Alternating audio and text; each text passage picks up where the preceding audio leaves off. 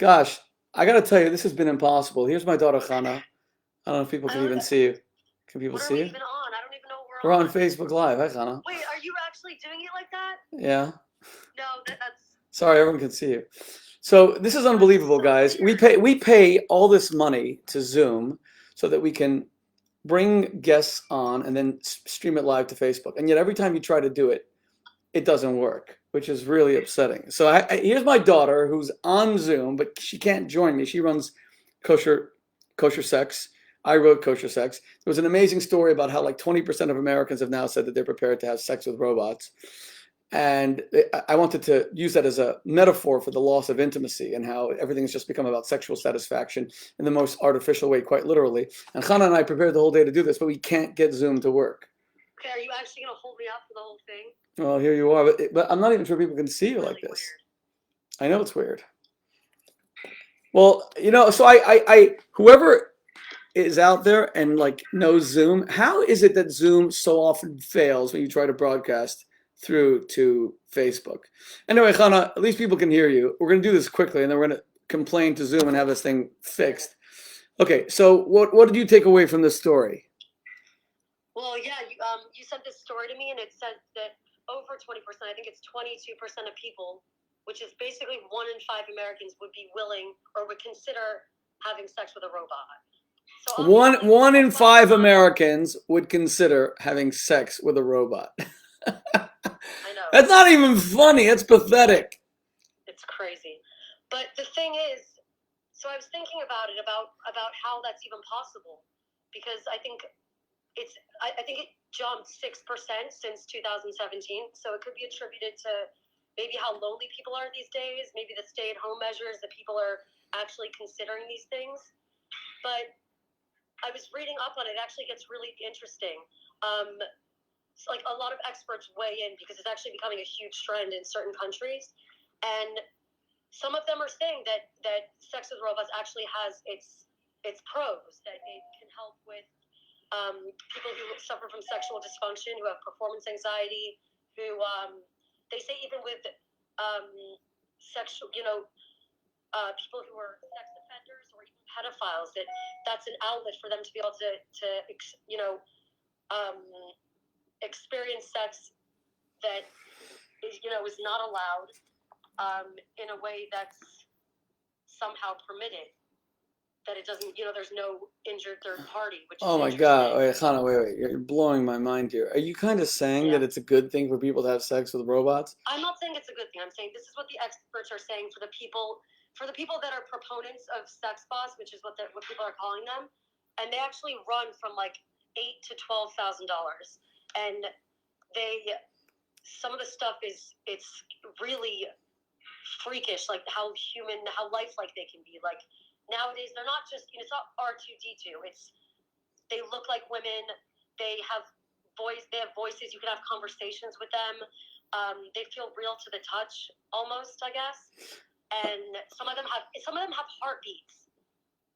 Oh So my if you even God. want to say that people are using them just for sex, as an outlet just for sex, and people don't want intimacy, then why do people want a sex bot with a heartbeat? Okay, to give you an idea of how stupid experts can sometimes be, here is Michael Dodes, if I'm I'm pronouncing not it. saying I No, agree. no, I'm wait. just Someone throwing just it wrote. out Someone just there. wrote a comment, I'll and let you keep someone talking. just wrote a comment that I agree with. He wrote, "Ich, enabling pedophiles to feel like they are abusing children without the abuse." In other words, these idiots, these so-called experts, are saying, "Have sex with robots this way." Pedophiles, rapists, they can go and rape a robot and nobody gets hurt. So we're indulging their disgusting, vile proclivities by just removing the victim instead of saying this is sick and that robots are not. I mean, what's next? Are we going to take murderers and say here's robots you can shoot and maim and kill and decapitate and disembowel Yeah, because they're that's not the argument. human, instead of saying you're pretty sick being a murderer and we're going to stop you from murdering. That's why I know that you're not saying this. That's why these dumb experts are so dumb. Look, this sex with robots thing that 1 in 5 Americans say that they're prepared to engage in, and this is what's it called? This is something that was a cover of Drudge, homepage of Drudge just today, where you and I saw it. And I bet it's actually true. I bet 1 in 5 Americans probably is sick enough to want to have sex with robots. For me, it's just an indication that Woody Allen's like orgasmatron has finally happened. That we have become so distant in sex, we have so trivialized it, so dehumanized it, so recreationalized it that we will even have sex with a robot. Even like the deep erotic connection that can only come with someone that has a human brain. I know that they could probably create a sexual robot that has a vagina, a robotic vagina, a robotic penis. But that's not what's erotic. What's erotic is the brain. It's the art of seduction. It's getting people to erotically connect. It's a man and a woman in the art of seduction and finding all the things that I always talk about in eros, which is sinfulness, mystery, unavailability, romance, love, the emotional connection, the ways people let go of inhibition, all of that erotic stuff that makes sex just freaking electrifying. You're never going to get that with a robot. But since we don't have those elements or those ingredients today anyway, it's like, yeah, sure, what the heck? In the same way you can have an orgasm masturbating, well, you can also have an orgasm with a robot. So why not? But that's pretty sick. The dehumanization of sex, let alone the de-intimistification of sex. Words I just created. Did you pick that up? Well, no. So I wanted to get into. I want to just get her name right. Put yourself center in your phone. That's it. Good. So her name is. I just want to get her name right. Kathleen Richardson. She's a professor, and she actually says she wants them to be outlawed. And she makes a really good point. She says that this even further perpetuates the idea that women are just sex objects. That literally you can take the idea and the image of a woman and just make it something you can just use completely for sex, which is basically what a lot of men have been trying to do for a long time. But now they're actually bringing the machines in. Well, these idiot, stupid experts who say that this is a good thing because we can take every sexual perversion and let people just take it out on robots. I don't even know how to react. I don't know how to react to something that stupid. Let's take anyone who wants to perpetrate a genocide, for example, and then create like 1 million robots, and you can shoot and kill them all, and this way you can get your genocidal instincts out of you. I mean, it's just sick, and it just shows you how sick things are getting. Sex is about the intimate, erotic, electrifying, romantic, orgasmic connection between two human beings. Usually, I hope a husband and wife, because you know that I'm a total religious prude on this stuff, Hannah. But that's what it's about. It's not about someone having an orgasm with a piece of machinery. And one of the reasons I wanted to deal with this is that the products that you're selling on Kosher Sex, even then, we curate those products. You're so careful to curate those products to make sure they're products that promote intimacy. We're not promoting sex bots. We're not promoting sexual machinery that just allows for an orgasm or, masturbation. Although, yes, people can use sex toys for masturbatory purposes. We're trying to promote the intimate erotic connection between two people as a way of assuaging loneliness, as a way of creating electrifying sexual connection, as a way of rescuing marriages, as a way of empowering women to have full sexual expression with a man that loves them and treats them as an equal and cares about their sexual pleasure and satisfaction, right? Right. No, but I guess this is like anything to do with sex. There's a lot of light and a lot of dark when it comes to this topic, especially because technology, especially nowadays, like all the products that we have on the site, we have products that feature incredible advanced technology that can actually bring two people closer together. But this is one step, obviously, way too far. But technology, when it comes to sex, has done wonders. It's saved people's sex lives. It's saved their marriages. But because they're tools that add a dimension to a couple's erotic play. It doesn't supplant their erotic play. It's not a substitute, right? Right. It's like why you and I are opposed to porn. That's one thing. Look, in running the Kosher Sex Company and you're creating the Kosher Sex Company, you and I haven't agreed on everything, and we have some serious disagreements. And we're writing a book together, and even in the book, we're the working title is Kosher Sex Extra Salty. We'll see what title we alight on in the end, but even in the book, we're very honest about our disagreements. But you and I both are opposed to porn. Is that right? Yeah. What's your qualification? Yes, no, I think that the whole idea that why we think masturbation is so corrosive in a relationship is because all of your erotic focus should be on your partner. And pornography is where you get excited about a stranger. That's why we're opposed to it, right? We're not just my position Yeah, but to. a lot of people say, what if pornography excites both of you? I mean, I guess it's still, you're both getting excited from an external third party. And then you become dependent on it. In other words, I'm not worried that couples are going to become dependent on a sex toy, because what is worst case scenario? Let's say the worst case scenario is that a couple always are using a vibrator, husband and wife always using a vibrator. Okay, but they're together and they're using together. They're not replacing each other, even though you should not become dependent on a vibrator, obviously. But worst case scenario. But the worst case scenario in porn is where you can only be stimulated by looking at other women, other men, means that you are no longer excited about each other at all. That's a pretty awful worst case scenario. You're bored of each other. No, but I wanted to touch on was the whole idea that these robots, everyone's saying that men just, and usually it's the robots are female. So it's definitely more prevalent when it comes to men. So, and a lot of people are going to say that definitely proves that men are just interested in sex and they don't need intimacy and they don't want it. But like I said, these women are made so lifelike that they have heartbeats. So clearly they want it to feel real. Maybe that it's something about, like I said, performance anxiety, and they want a woman that's completely submissive without the actual personality of a woman, someone that they can just be themselves around and not have to deal with the actual, like the issues in a relationship. Well, relationship there is. Agreed. So we're not educating men to respect women and connect with them erotically and sexually and romantically. We're actually teaching men to continue some of their disgusting behavior, which is to subordinate women or to wean themselves off any need for women.